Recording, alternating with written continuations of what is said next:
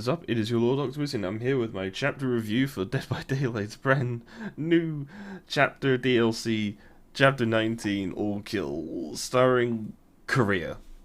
But before I get into the actual chapter itself, I'm going to talk about some of the updates that came with the chapter, the 4 point whatever the hell this number is. The first on the list, I'm going through changes I like the most, or I like the least.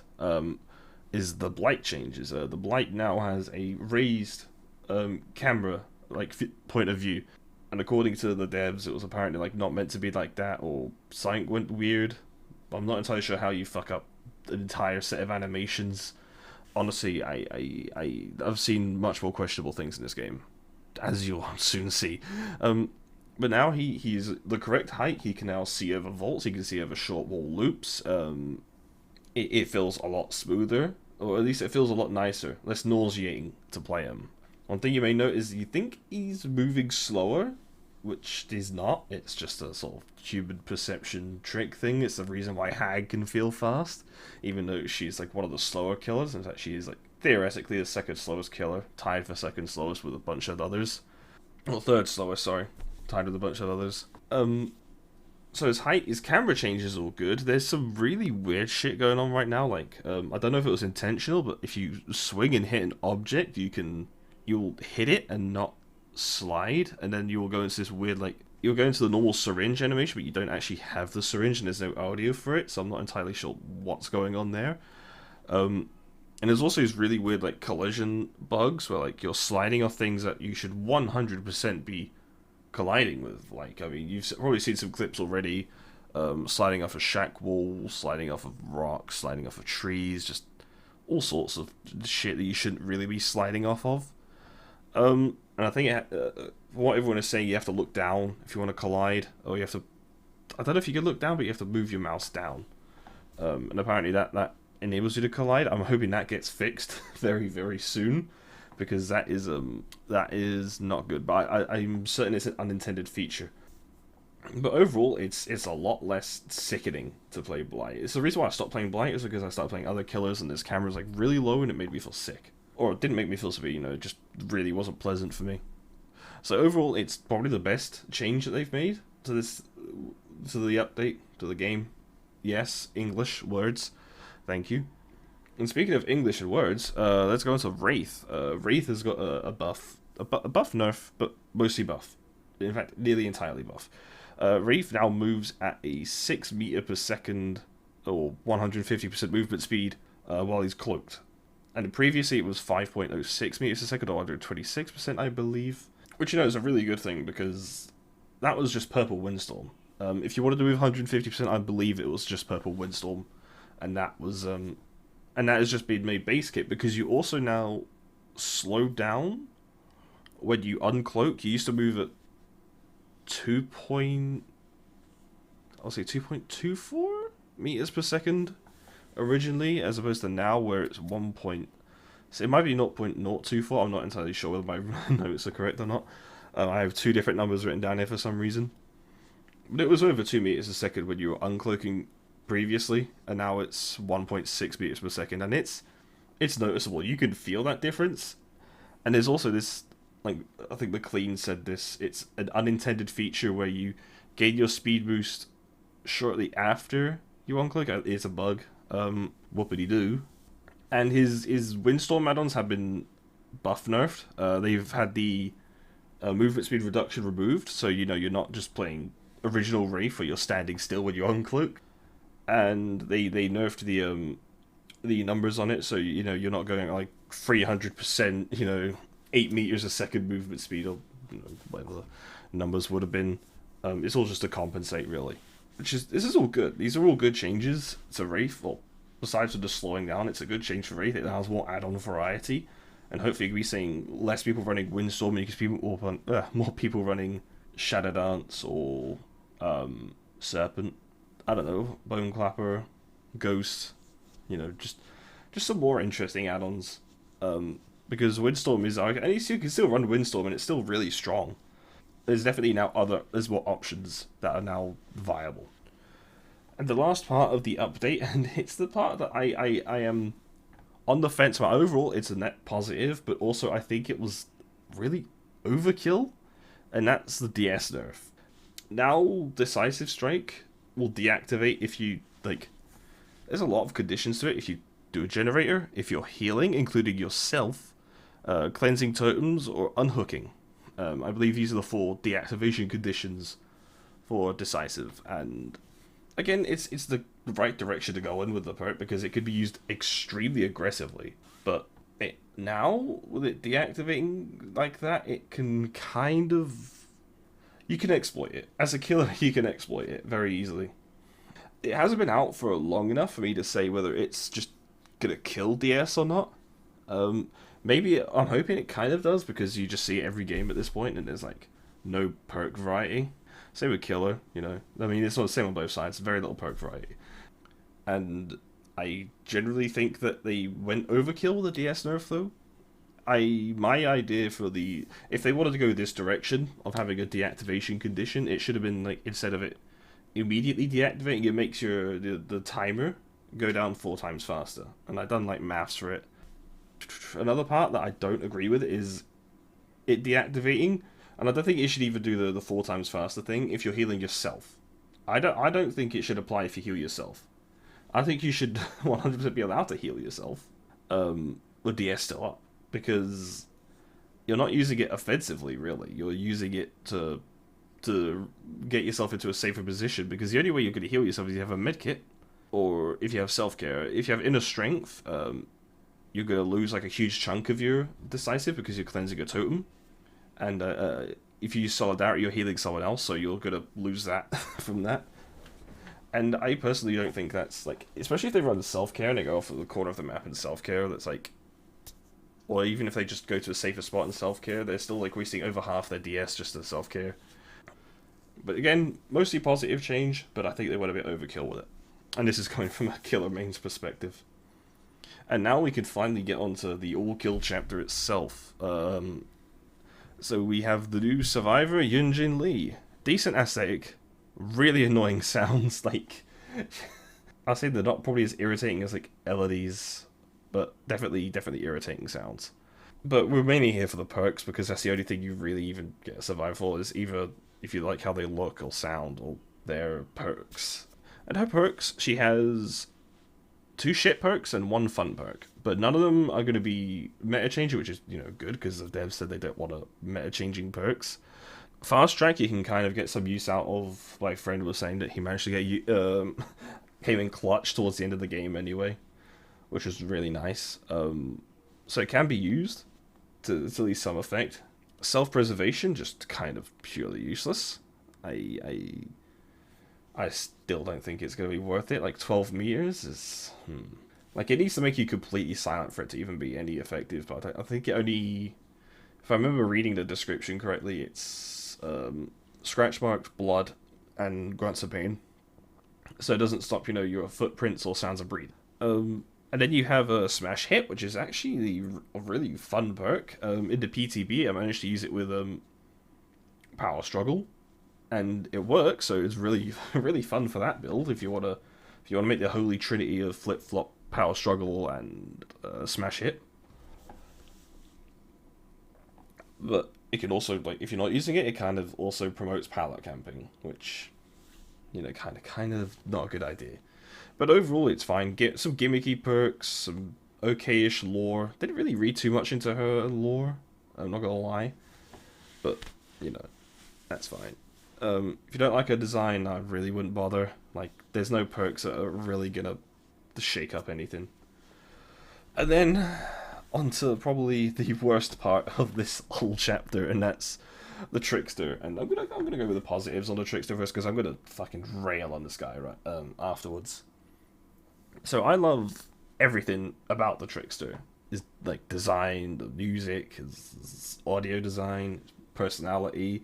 His lore left me a bit disappointed, but I think it's his gameplay where he really, really suffers, and it's very frustrating. He's very weak. He's a 4.4 meter per second killer, or 110% movement speed, which is already a detriment, you know, because usually this is reserved for killers with really strong abilities, like Huntress, Slinger, Hag, and Spirit. I believe, are the 4 right now that have that movement speed. So yeah, either strong abilities or ranged abilities, which obviously Slinger and then Huntress have. You know, Slinger has his gun and he can reel you in, and then Huntress is like one of the best designed killers in the game. And theoretically, he has a ranged ability, except using it at a range is just wasting time, because it takes 8 blades. He starts the trial with 60 blades, and it takes 8 blades to do 1 health state of damage. So you think that's actually quite good, right? That equates to 7.8 or something health states. That's if you can hit them all. The problem is he has this weapons, the spread. Like, I think it's random. I'm not entirely sure. I haven't looked into it too much, but it feels random. Or at least it feels like a left, right sort of thing. Maybe the weapon spread is because using his different hands, fine. You can kind of predict where the knife is going with his hands. But then he has this recoil.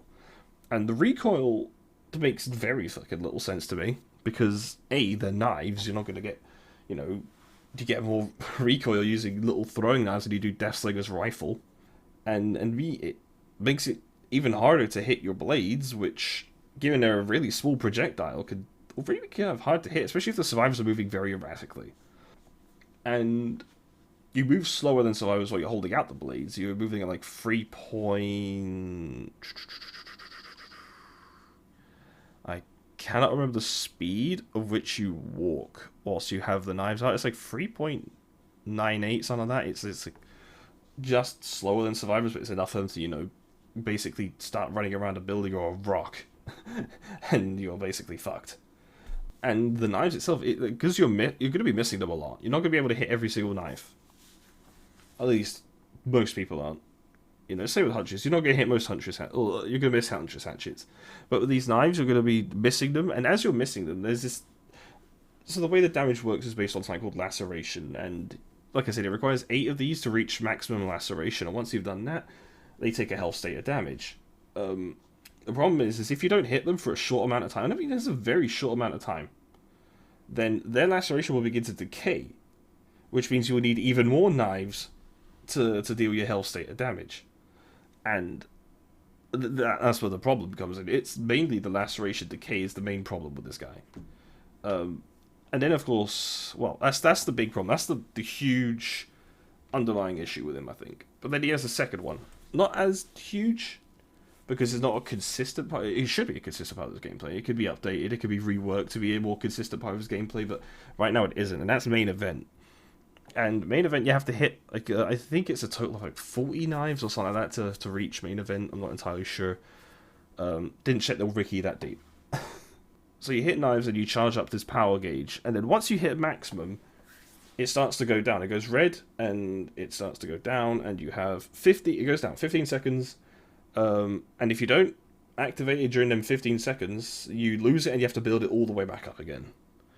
So you'd think that this how quick you could lose it, and how very little control you actually have over when you could use it, would make it this extremely broken OP, or game-changing ability, but it's really not.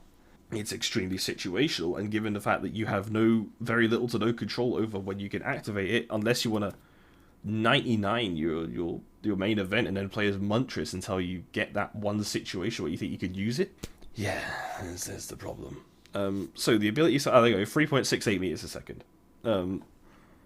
So you pull out your knives, you're moving at 3.68 meters a second, which is, again, slower than survivors, and you're automatically throwing your knives, right? And you have an unlimited amount, so, you're not losing any, thank God. It was like that in the PTB. And you throw them at a faster rate, so you think, okay, this is kind of cool, you can, but then, like, you still have the spread, which, fine, and you still have the recoil, and there's no way of actually stopping the blades from being thrown, so if you wanted to moonwalk at a tile whilst you had it, fat chance of that. You're going to see these knives coming out that way and think, oh, well, he's facing that way. He's not walking it, so he must be moonwalked. Like, why? What is this thing? And it has a 3-second fatigue, and once you've gone through that 3-second fatigue, either by manually cancelling or just by running out, you can't use your power, like, you can't use your knives for 10 seconds after it ends, because apparently it's just that OP.